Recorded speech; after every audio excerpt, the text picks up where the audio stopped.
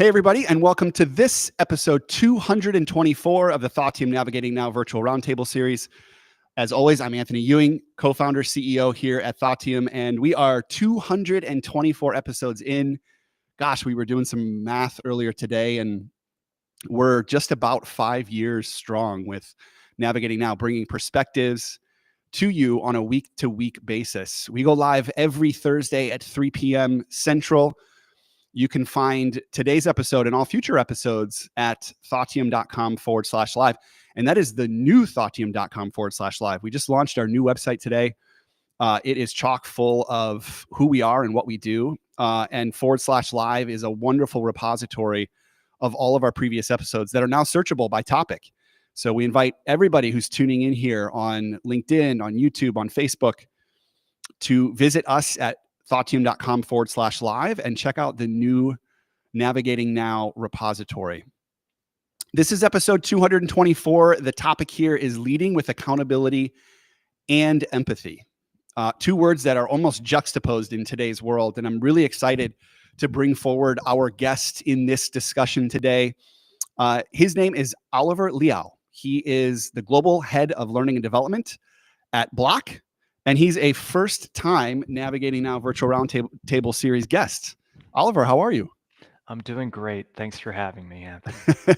It's great to have you. We were talking earlier that some of my favorite guests are those that I get to meet live in person while we are live to our extended community. You and I haven't met before, but I've heard such great things about you and your leadership. And we know that you're standing in the middle of, a very dynamic organization heading up learning and development and leading initiatives, projects, and maybe most importantly, people. And that's what we love to kind of put at the center of the roundtable. So really excited to have you here today.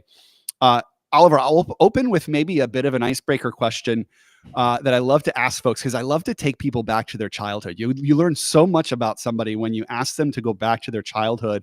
Mm-hmm. And for somebody who has 15 plus years in learning and development, what's maybe the earliest memory that you have as a child that you can look back at and say, that's why I'm in L&D today?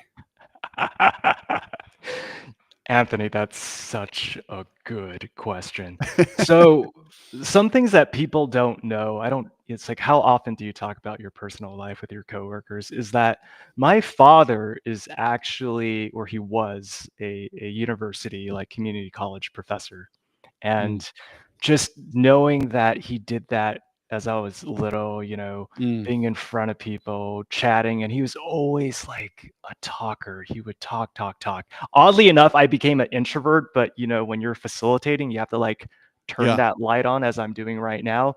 And I picked that up. So I think that's my earliest connection and memory to that. And then as I grew older, I think one of the other firsthand experiences also related to my dad is during college, when I had no idea what I was doing, one of the summers I was actually teaching for, those daycares for people that just put their kids in for the summer. And I'm handling kids between different ages. It was 5-year-olds to 9-year-olds or whatever. And I think the most critical thing that my dad told me one day is just hey, you're their teacher. They're looking at you. If you don't show up, if you're having a bad day and you don't show up, that's it. What do they have? What do they have to lean on? Right. It's a lot of that idea of the show must go on. Yeah. I love, so there's so much I love about your intro there. And again, you and I don't have a past, so I'm learning this along with our community members. The first thing that I'll say is your father's advice of at the end of the day, people are, showing up and looking to you for leadership or for great learning experiences. I think is such a simple, but such a strong and important reminder, especially for, those of us who have maybe been in a particular field for quite some time. I myself, 20 plus years in the L&D space, a lot of this stuff comes very natural to me.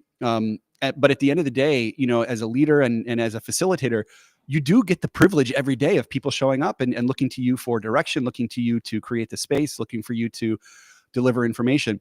The other thing that I loved about your intro, which I just maybe had a knowing that you and I were kindred spirits, is that our connection to L&D is very similar. I grew up with a mother who was in academia, actually elementary school teacher for 30 plus years.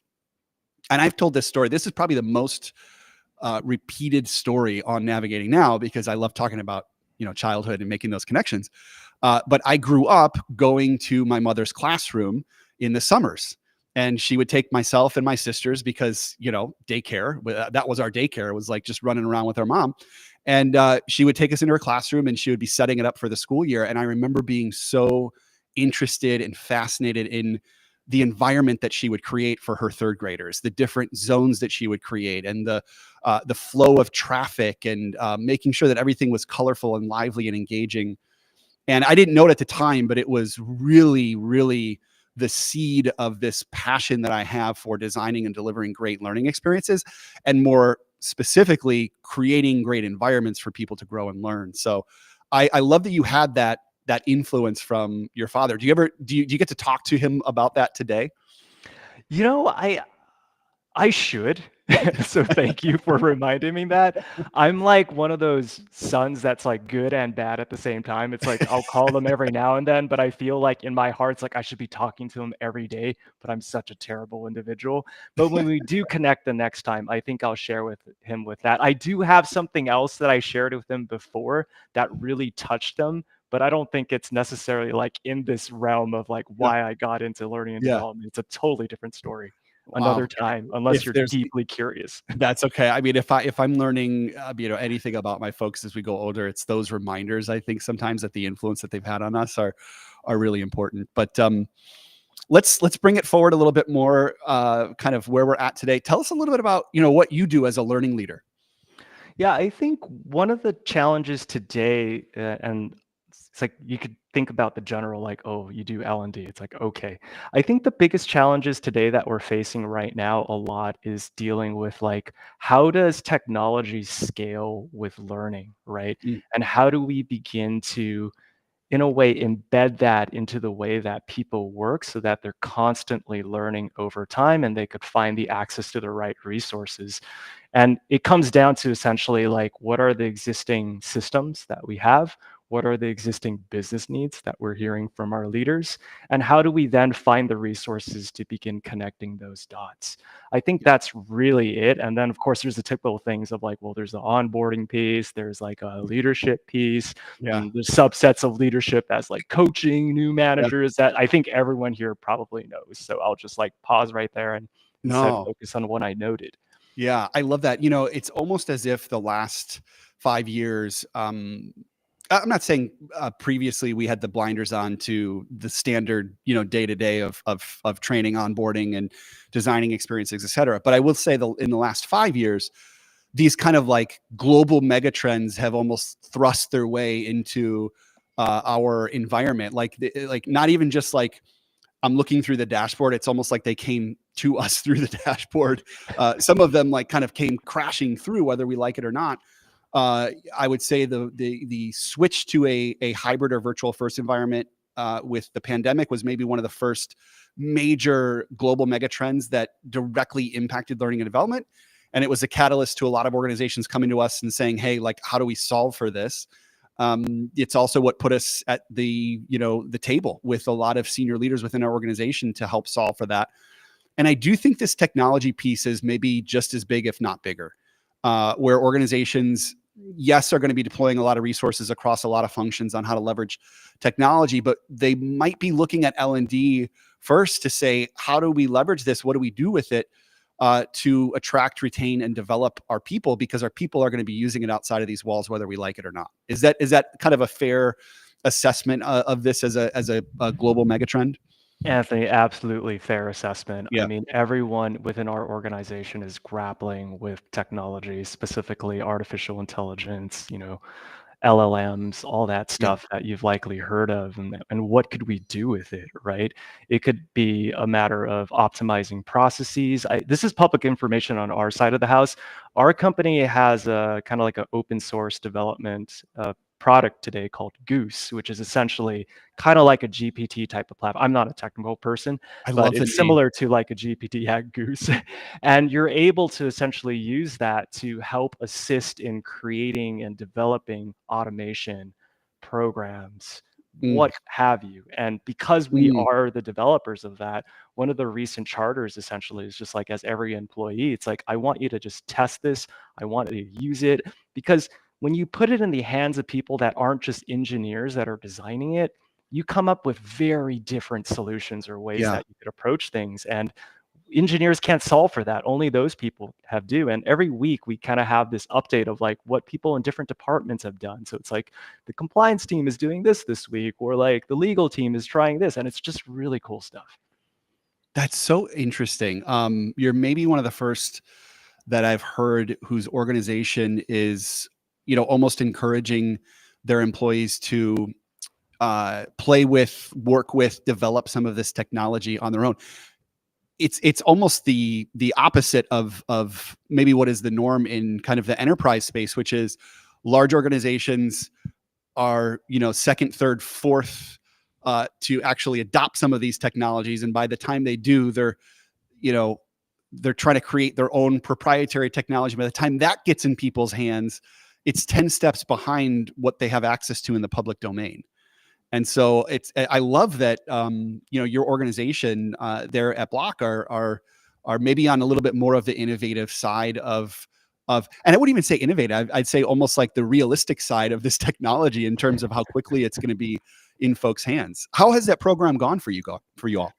I think it's too early to tell Yeah. regarding where it's going. I do think there's a lot of momentum regarding like what happens when it gets to a tipping point where, say, someone non-technical like me develops something and it needs additional support by real technical people like software engineers and developers to Mm, take that to the next level. And I think I'm curious at that inflection point how that's going to look like and what that means for these teams in terms of optimizing the way that they work, the way that they think, and how yeah. ultimately that benefits the customers at the end of the day. Yeah.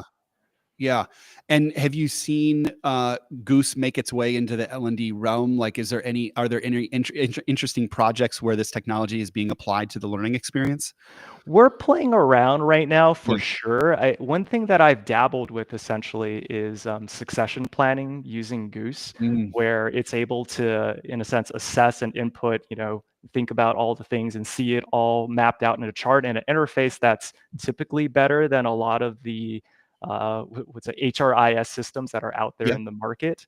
And every other week, I try to come up with some fun idea. It actually first started with just like a career development tracker type of thing. And it looked terrible, by the way. Like the more you use something, it's like Yeah. learning an instrument, right? Like I used to play the violin when I'm a kid, but everyone who learned to play something, it's like you suck at it at first, but then the more you do it, the better you get. So I think that one, the succession planning one, was like a fourth iteration of, me dabbling around in Goose, and significantly, you could just see the difference. Yeah. Yeah. Tell me that Goose is a play on Duck Duck Goose. Was that the idea? I don't know if it is a Okay. play on Duck Duck Goose, or it could be our CEO's past history with his last organization. Okay, I love it. This is such a fun fact that I don't think I've ever shared, so now I'm going to share it to our entire community.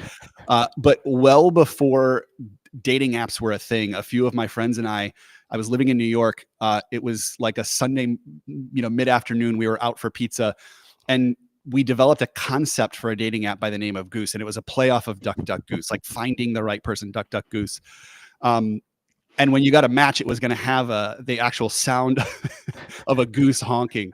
So, not to give you all any ideas, but I think it's just a wonderful way to kind of make technology approachable, to invite folks into a new technology, and I really commend you and your organization for moving that forward. That sounds really really exciting.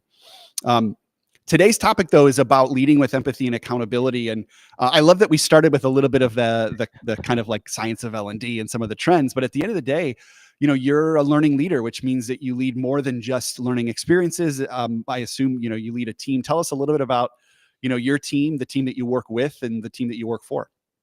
Yeah, so our team, it's primarily composed of learning experience designers. We have onboarding. We have, of course, other aspects of like program management. So we dabble into like mentorships. Career is something that's coming up that we're going to have to start looking towards as we are rethinking about, frameworks, et cetera, throughout the organization at a very macro and, soon to be micro level.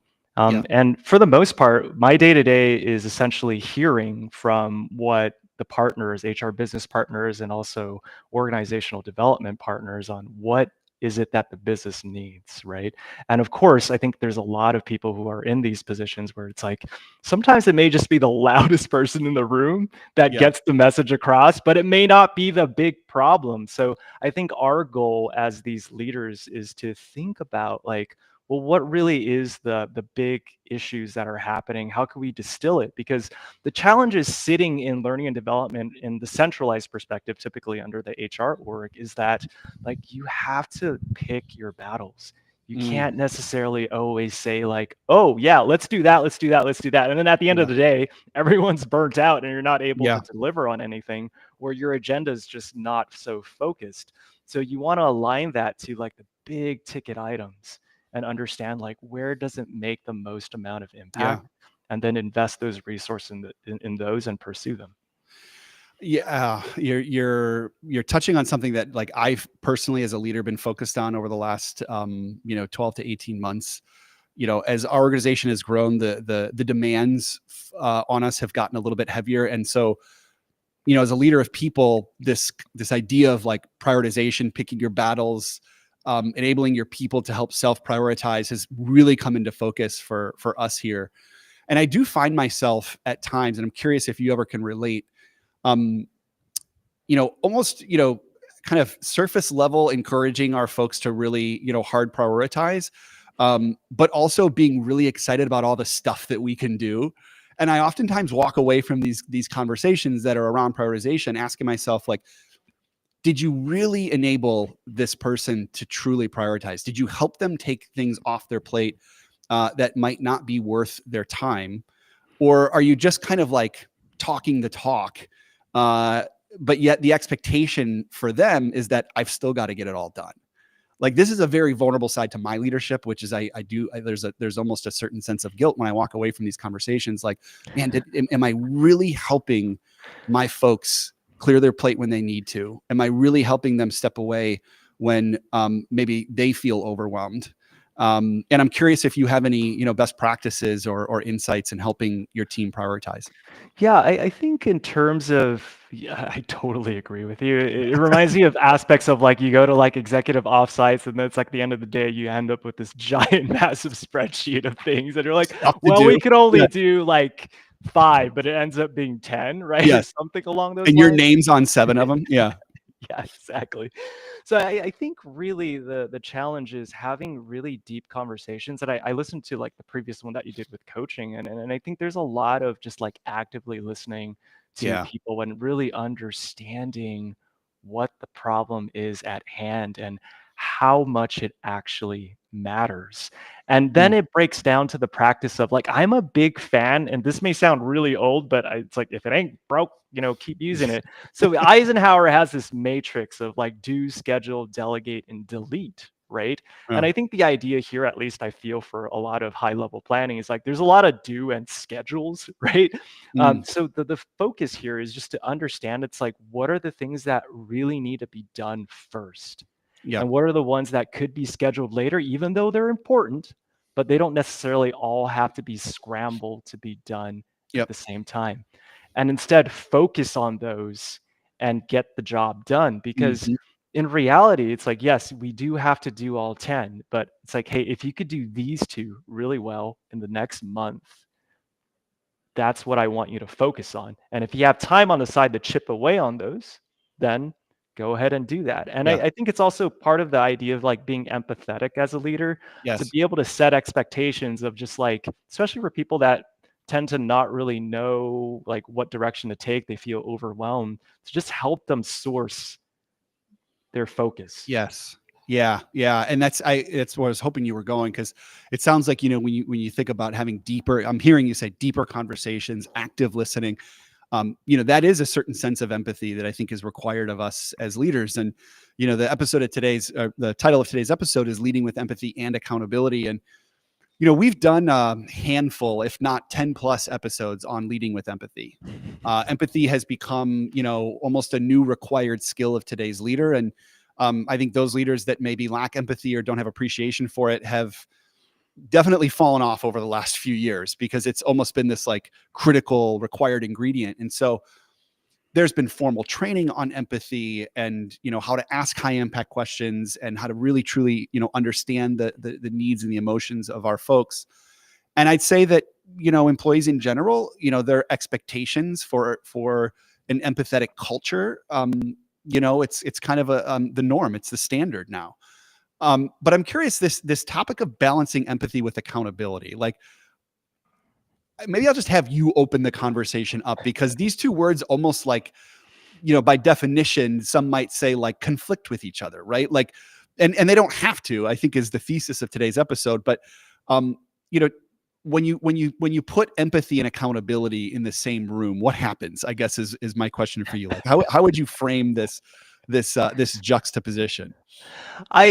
It's an interesting thing. I actually noodled about this topic in the past couple of days, and I think the way that I draw a relationship to your question is like on a day-to-day basis, like let's just say if you're married or you have a partner, a domestic partner, there is this aspect of like some days you just have to like get things done, and some days there's like emotional things attached, and the way that you react to your partner is obviously very different because you Mm, live with them, you deal with them every day. Sometimes your fuse could be high, sometimes your fuse could be low. And it's a very strong correlation to test like almost your grit of like how mm, empathetic that would be if it was in the workplace. And to reflect that, I think that's like the empathy piece. In terms of the accountability piece, it's like recently we're trying to get all these things done with the house, and it's a matter of like when do we have to do them all by, right? And you yeah, have these heated discussions on like, no, I think I should do that first, no, I think I should do that second. And at the end of the day, it just boils down to like, well, what's the one that you really, really want to do? And it's a fun like type of argument. And I do feel that when you do bring that to the workplace, it's an aspect of, first off, with the empathetic aspect of like, have you built that psychological safety with the people that you're working with, right? They could be stakeholders, they could be senior leaders, to actually have an honest conversation of what really matters and drives mm, impact. And, at the end of the day, that helps each other level at the same place in the same playing field so that you could then align and agree on moving yeah, something forward that actually matters. And there are some moments too where I would encourage, we talk about empathy as well. And I think about authenticity to even share opinions in a rational yeah, manner, right? I think people tend to appreciate context to thinking as opposed to just like pure emotion and feeling. Like, no, we shouldn't do that. It should be more or less like we should do that because if we don't, the impact of this group is going to be this way. yeah. And that's a really good way to influence people to focus on things that may matter or at least get your perspective on the table. I love that. I think what I'm hearing is like, empathy and accountability don't need to be in two totally different corners of the room. They can coexist. And, if you ask, well, many people would say as leaders, we lead with empathy and that drives accountability. I think it goes both ways. I think empathy can be an unlock to accountability. And a real, maybe specific example of this is at the core of empathy is really understanding the needs of our team. And a great way to understand the needs of your team is understanding kind of how they work, what makes them tick, what are the best environments that make them work, what makes them feel empowered. And when you start unlocking those, the accountability kind of naturally goes up. So it's almost like empathy can be an enabler to accountability. It doesn't necessarily need to be something that is a privilege that is there to be taken away if the accountability is not there. I think it can be more of an enabler. And then on the other side, I think that driving accountability can be a really exciting thing. One of the things that we've done here at Thoughtium is that we have provided a really dynamic, really exciting incentive program here for bringing new opportunities, bringing new business to Thoughtium. And we have made that available to everybody within our organization. And there is now a collective accountability to making sure that we hit our numbers on a monthly, quarterly, and annual basis. But as individuals, we have a lot of people that are really excited because the more that they sell, the more opportunity that they get to earn and to develop their career. And so accountability can be fun. And it also then can enable people to feel like they are a really big part of the success of the firm, which drives things like empathy and trust, and even more accountability. And so I think, neither one of these need to be the stick that is used to reprimand whatsoever. I think that both of them can be really, exciting enablers, even if they're in the same room together. Absolutely. And you reminded me of something. I was thinking about, you know, I don't I'm a early millennial that oddly is a gamer. And I don't know for the people who are gamers here, there are older There's not millennials many that actually millennials. Yeah, game, yeah, not just a Gen yeah, yeah. Z thing. Um, and there's this whole aspect of like a dopamine rush in terms of like when you do something and like a short-term reward and it feels good. And in my opinion, there's this aspect of accountability that connects to like the psychology and the chemical properties of dopamine, where almost like a reward-based system when you hold people accountable for things Mm. and you actually reward them. Because like what you noted with like the sales thing, and the reward doesn't even have to be monetary, in my opinion. It could be as much as, and I do this, I practice a lot, is just being appreciative and thankful of what they've done that you held them accountable for, that they did a good job, and noting Ooh, like the love that. contextual impact of what that did, because then they feel good, they feel Yeah, empowered, and they want to do the next one. And you have that next accountability piece, and you just keep building off yeah, of that at the end of the day. And it's a wonderful thing to have to do. yeah. I love that. And again, I think the theme there is that accountability, like empathy, can be a very positive, aspect of your culture within your organization. Um, we'll round things out here, and Oliver, I'm curious, what are some of, and as it relates to empathy and accountability, what are maybe some discussions that you're having today with your people that you might not have been having, 24 or 36 months ago? 24, 36 months ago. I think a lot of the discussions that we have these days, I mean, we've recently revamped our performance culture here within the organization. So it's a lot of trying to understand like why. So we go off of a motto of impact, behavior, and betterment. And we're still trying to Mm. define what that means. And it's a lot of discussions of like, well, if this is impact, how do we want to define it? If this is behavior, how do we want to define it? What's the work that we're doing that falls under these categories? Betterment's actually the wild card. It's the idea of like, you tuck in your chair, you leave things better at the way they are. And I think that's a really great, I think, organizational motto of just like, what are the extra things that you're doing? As in, like, are you mentoring someone? Are you taking opportunities to share your best practices with other people? So where I'm getting at is there's a lot of discussion of figuring this out and helping people find clarity in terms of aligning the work that they do to these lanes. Yeah, I love that. Um, I think that one of the most important things that you can do is to get a lot more clear in terms of what makes up performance within an organization. And right behind accountability is performance. So I love what you've done there to kind of outline, the key pillars or tenets of performance, and then helping people maybe kind of craft or create their own definition of those. I just looked up and it's already 3:30. This has been such an incredible conversation. We touched on, everything from, our roots in L&D, to how you all at Block are maybe inviting innovative new technologies into your organization, to more specifically allowing empathy and accountability to coexist within, culture, down to individual conversations with our people. Oliver, I want to maybe end on just a quick lightning round, if you don't mind, that will help us get to know you a little bit better. Absolutely, go for it. What is something that you're reading, watching, listening to today that you're like really geeking out about? And it doesn't have to be work related. So it wasn't so recent. A book that I read about less than a quarter ago, and I was ready for this because I was prepared that there's a lightning round, is there's this book here, I don't know, it's like When Everyone Leads, Mm, the toughest challenges get seen and solved. I highly recommend this book. It has inspired me to share people that I've been mentoring and even my direct reports and coworkers, because what that book really focuses on is like the big problems. It's almost like the Eisenhower matrix. It's like the big problems that occur, right, are the ones that may be too big that no one wants to solve for, but it could have high impact. So yeah. how do you, right, as a leader, and a leader in a position not necessarily of managing people, but to rise up to be the voice to carry that momentum and to make that difference in your organization. That's really the heart of that book, and I love it to death. Another fun side note is I was on a business trip about a month ago, and when I was coming back from San Francisco to Portland, I happened to sit next to someone. I was just striking up a conversation, and little did I know he's an author and also a publisher of like a independent book company, a publishing company. And he recommended books that I still have on my playlist, but it's Yeah. like he recommended a book called Travels by Michael Crichton. It's a little bit older. He recommended a book called Kafka by the Shore, Haruki Murakami. And also he wrote his own book that I need to read called The King of the Sea Monkeys. So Cool. those are on my wait list, and I just want to get to that point where the work calms down a little bit and I could go back and focus. I love it. The future of learning, is it virtual or is it in person?